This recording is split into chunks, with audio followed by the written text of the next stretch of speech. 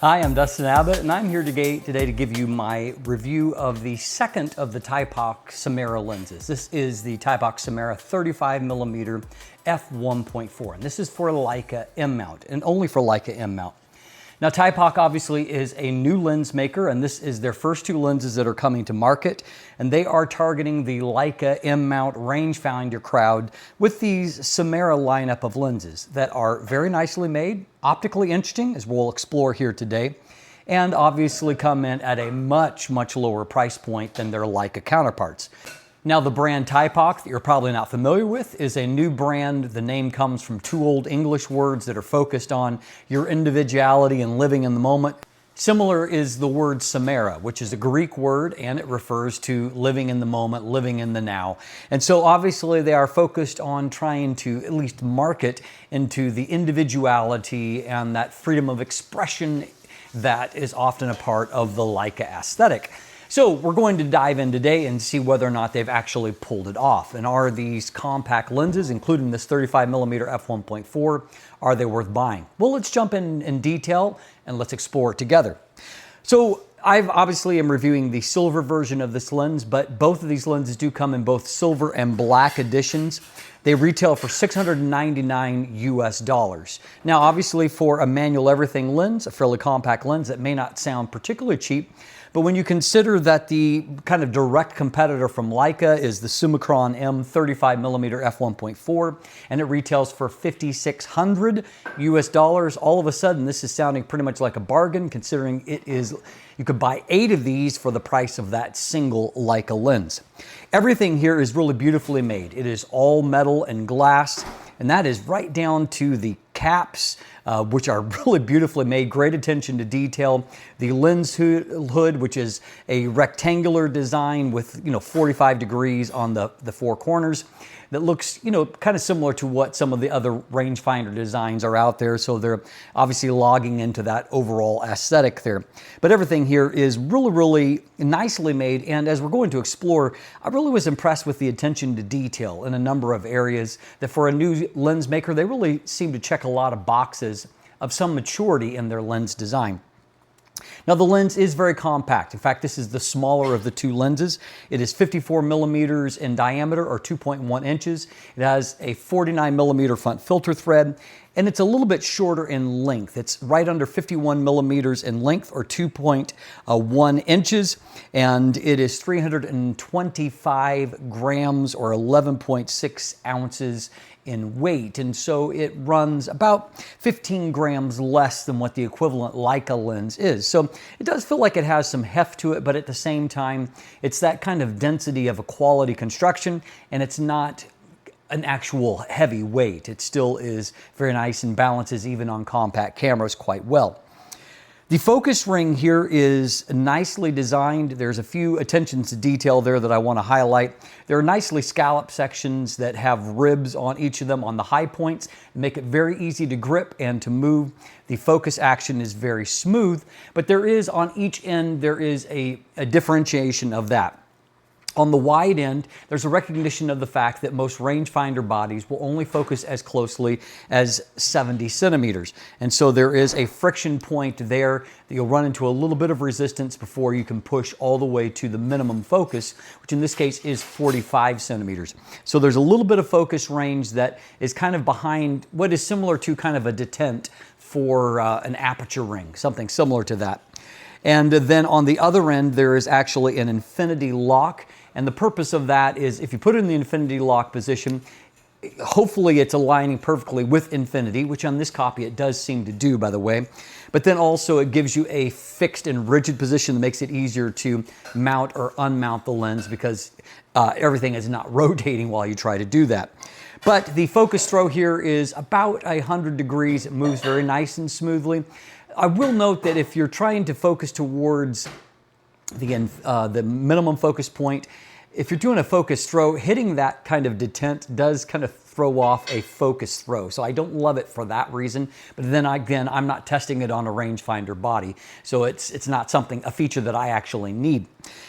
What I do find is obviously there is a fairly significant difference in the magnification between the front object you can see in this focus pull and then the rear object. The rear object is at that 70 centimeter point. The front object is at the 45 centimeter point. So it shows you that extra bit of magnification you're going to get if you focus all the way to minimum focus. Now this lens is an internally focusing design, and so nothing is going to move in or out during focus action. Now the aperture ring also shows a few unique attention to detail. The most notable of that is on the back side in one of the ray sections. It actually is a switch that allows you to move between a clicked and a declicked aperture. And so when it is clicked, you have the typical 1/3 stop detents at the large apertures until you get to f8, and after that it is single stop detents.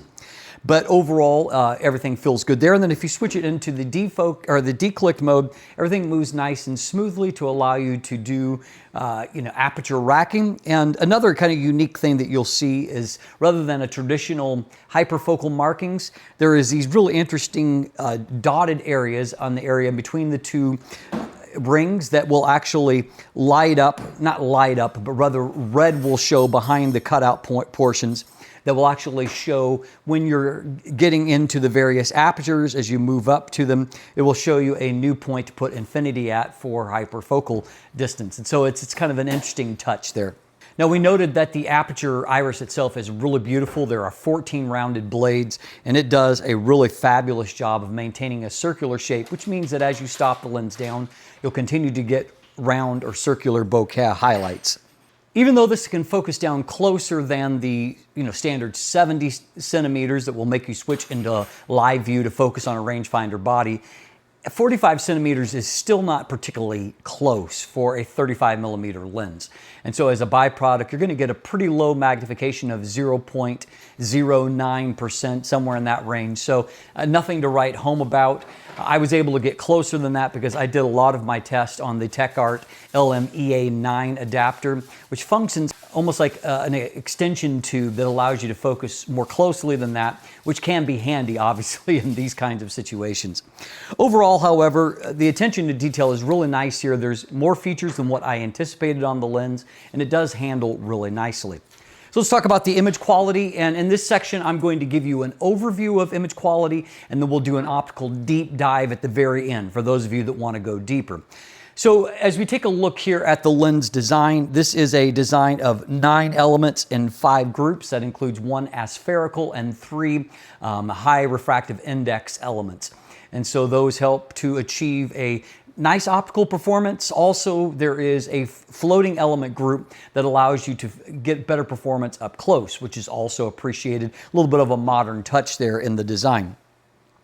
Now, if we take a look at the MTF chart, you can see that it is solid, but it's not exceptional. One difference that I did see compared to the two lenses that wide open, it's fairly comparable, but there's a little bit more here when stopped down, a little bit more improvement when stopped down. So I think the 28mm is a hair better wide open, but doesn't have as much latitude for improvement when stopping down, whereas this lens is less good wide open, but does do a better job when stopping down.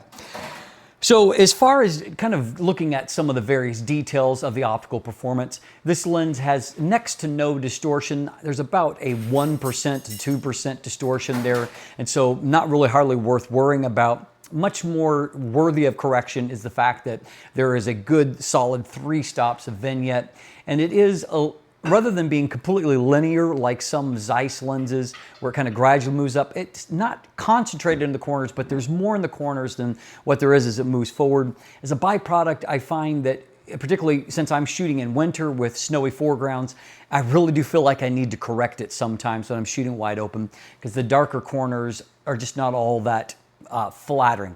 Now, in other seasons and in other conditions, it's less noticeable.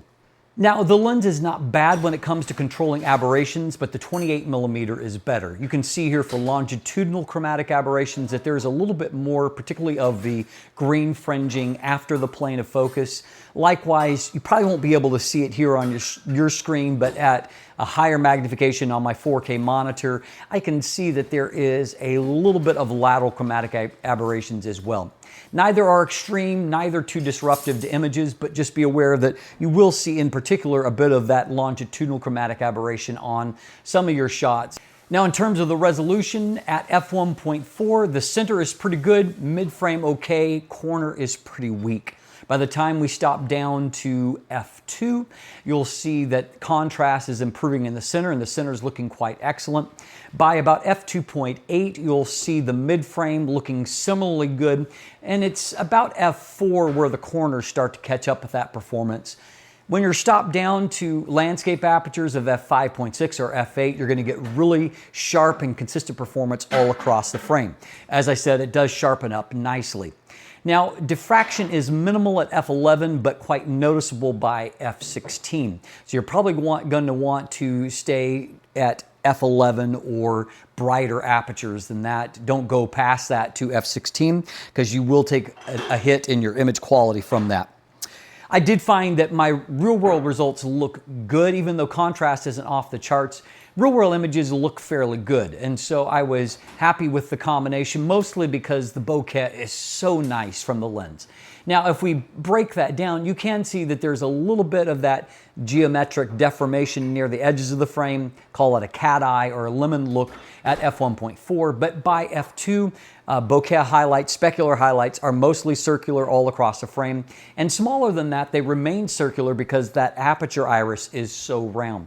So the bokeh quality it's right amongst the nicest that I've seen from a 35mm lens, and I've reviewed a lot of 35mm lenses over the years.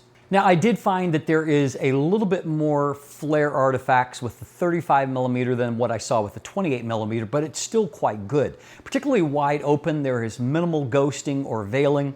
When you stop it down to small apertures, you're going to see just a little bit more of that ghosting or flare pattern coming across. And so it's a little more pronounced than what it was with the 28mm, but still quite good for a large aperture prime. You will also note that the look of the 14-bladed Sunstar is quite nice. And so much more good than bad when it comes to the optical performance. And I do think that they're working with pretty good optical glass because color looks nice, and that the kind of the contrast level of colors looks nice to me. And so I really quite like the look of the images I was able to take with the lens. So in conclusion, I do slightly prefer the 28mm to this 35mm, but they're both really nice lenses optically. I like the look and the feel of the images that I was able to get with either lens. And I think these Thypoch Simera lenses, they really are quite nice.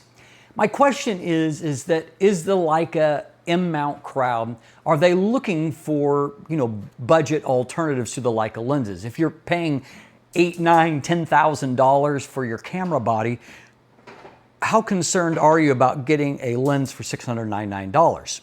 I don't know, to be honest, and I guess the market will determine whether or not there is a subset of those that have put down major money for a Leica body but are interested in getting a relatively inexpensive lens, particularly one that has a lot of the character of the native Leica lenses. If you want to see more about the lens and more photos from it, you can look either in my text review or in the image gallery that is linked in the description down below. There are also buying links there. And now, if you would prefer a deeper dive into the optical performance, let's jump into that together.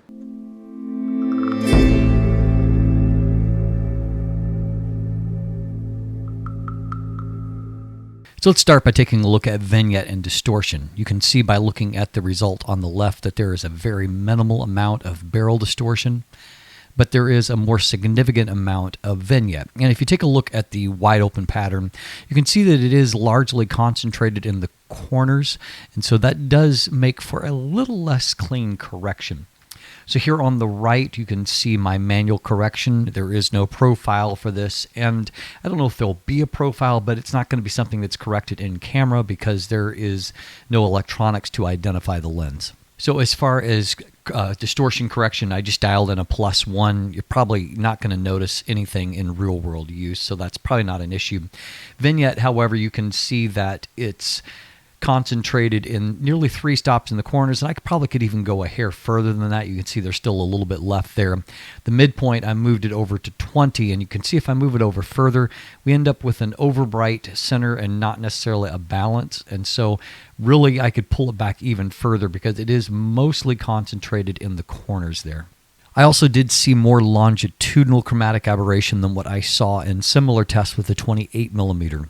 You can see that there's a little bit before the plane of focus, but a little bit more pronounced in the green after the plane of focus.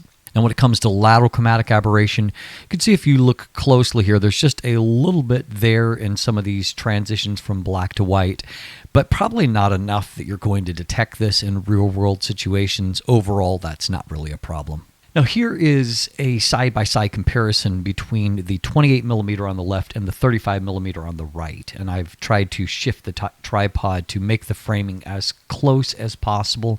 It is quite hard to do with different focal lengths, but we are close here.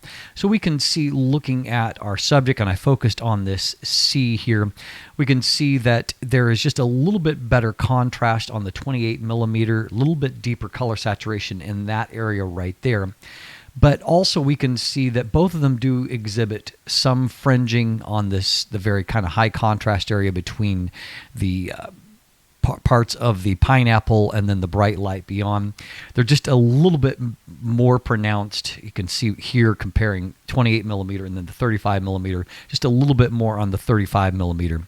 If we take a look at the rest of the image, kind of the defocused area, the bokeh is going to be ever so slightly softer from the 35mm, but frankly, they are very, very close. There's not a whole lot else to distinguish between the two lenses. So here's the test chart, and we're going to take a look at the results at 100% magnification. So this is a 61 megapixel Sony a7R5 that I'm doing the test on, which is a little bit higher than the highest resolution Leica body currently available. So in the center of the frame, no complaints there. I mean, everything is nice and detailed. Contrast isn't off the charts good, but it certainly doesn't look bad at all. If we shift up into the mid frame, you can see that it is still pretty good. Not a bad looking result there at all. Moving on down, we can see that as we shift towards the corner, things start to soften. And as you see towards the outer edge, it's definitely starting to fall apart as far as resolution. Along here, we can see similar result on the bottom there. We can move up to this side, similar type result, and then up in the upper left, we can see that it is roughly the same. And so a fairly consistent centering performance at the least. Now here's a good f1.4 result shot off a tripod, so it gives us a fairly scientific test. So we can see here with a real-world three-dimensional object, you can see that on the plane of focus, near the center of the frame, not too bad. I mean, it's not off the charts there in terms of sharpness and contrast, but looks fairly good. We can see a little bit of that fringing during the fall off, but I want to just step back and look at the image as a whole. You can see that it really looks beautiful. The defocused aspect of this lens is really gorgeous. Now, if we can compare f1.4 to f2 on the right, we can see that in the center of the frame, contrast has improved nicely. Looking at this text in particular, you can see that it's just darker and inkier and just better defined. So contrast has really improved. That's also impacting the mid frame, which is looking better. Looking on this side, you can see the mid frame is looking better. However, if we move on to f2.8, you can see, looking at the lips here, comparing on the right, contrast has improved significantly there in the center of the mid frame of the image. And so now we're getting to the place where we're improving in the corner, but that's where the real room for improvement yet is. And if we move on from f2.8 now on the left to f4 on the right, you see that by f4 we've pretty much hit a pretty optimal sharpness all across the frame. Again, to put that in context, going back to, this is around f2 here, f1.8, f2, you can see that that's plenty of sharpness and detail to where you have, just a really nice looking amount of contrast on the subject, and then also nice fall off towards defocus. Now by f8, you can see that it's sharp in the center, it's very sharp in the mid frame, and it's sharp right off into the corners. Everything looks really fantastic. Now by f11 on the left and then the minimum aperture of f16 on the right, you'll see that f11 is pretty much holding its own, but by f16 diffraction is starting to soften the image. Not so much that it's unusable. It still looks pretty decent, but you can see down here how much difference in contrast there is due to diffraction. So f11 still looks fantastic, f16 quite a bit softer. Now obviously magnification level is not particularly high, but what you can see is due to that floating element group, we have pretty good performance up close, and so at least what you get is very useful. And I wanted to come back to this kind of setup, and so I shot another image here with just one subject, and so it could be a nice clean shot that allows you to focus on the defocused area. You can just see how nice and soft. So this is on a table, and so there's kitchen chairs that are here, but you can see how much, even in that short distance, they've all just kind of blurred away. So the window to the outdoors, everything is really soft and creamy. Quite impressive, really. A shot like this shows good and bad in some real-world use, and so obviously the various background objects here are nicely defocused. Contrast, I found, was a little bit weak in this image, and so that would be the weak part of it. But you can see that depth of field is very shallow, but what's there is some detail there, but there is quite a nice drawing to the image at large. This image shows, again, some of the, mostly the good. So the bad here, as I would say, is you can see that the vignette in the corners is a little bit harsh, and I think I've even tried to take a little bit of it off there. But here in the area of focus, detail looks really nice. But if you look at all the defocused area in its various layers, it's really quite artful in its rendering. So that part is really, really nice, and I think that's going to please the intended audience for this particular lens. So coming back to the geometry of the bokeh for a moment, and so in this series you can see that up near the edge of the frame there is definitely some of that lemon shape that is there, and then that's at f1.4. Just popping in though for a moment, the bokeh circles are otherwise fairly clean. A little bit of that concentric circles in there, but not pronounced enough that you can really hardly see it. Here at f2, you can see that while we're not 100% circular right up at the edge of the frame, it's very, very close, enough to where you're mostly going to just see circles. And then by f2.8, because the aperture iris is so nice and round that you can see that we're continuing to keep a really, really circular shape. You know, this is two stop down, but the circles are completely circular. No issue with that. I also found that the optical glass is really nice in these lenses, and so colors to me looked really, really pleasing out of it. So you can see here that in just this little shot of a decoration that none of the colors are garish. Everything is really quite pleasing in this shot, and that was representative of the color rendition in general, which I just thought was pleasing in all the images I took. Here is an example of using it as a landscape lens, and so you can see those nice levels of saturation, and then also the contrast in the detail. When the lens is stopped down, you can see it's really delivering just really fantastic details. The drawing from the lens is just really, really nice, and I think that, again, that's going to please the audience. Finally, when it comes to flare resistance, you can see in this particular shot that very, very bright sun outside. So there's just a little bit of ghosting artifact here. Beyond that, however, everything looks nice and clean, and there's a bit of a veiling. You can tell that shadows have been raised somewhat, but overall the image is holding up really well. Likewise, in this shot, this is a wide open f1.4, so we're very close to clipping the highlights due to how bright it was for this scene. But you can see that even though this is kind of the worst scenario with the light source right up in the corner, that there's no real ghosting artifacts and just a minimal amount of veiling in that epicenter there. Stop down a bit, you can see, well, not a bit, we're all the way to f11 for the shot. You can see that we definitely get more of the ghosting artifacts. So that's more of a problem, though if you're shooting in a more typical aperture of around f5.6, it's not going to be this pronounced. But anyway, a little bit more flare issues when stopped down, but wide open it does really quite good, and all throughout kind of the middle of the aperture range it does just fine.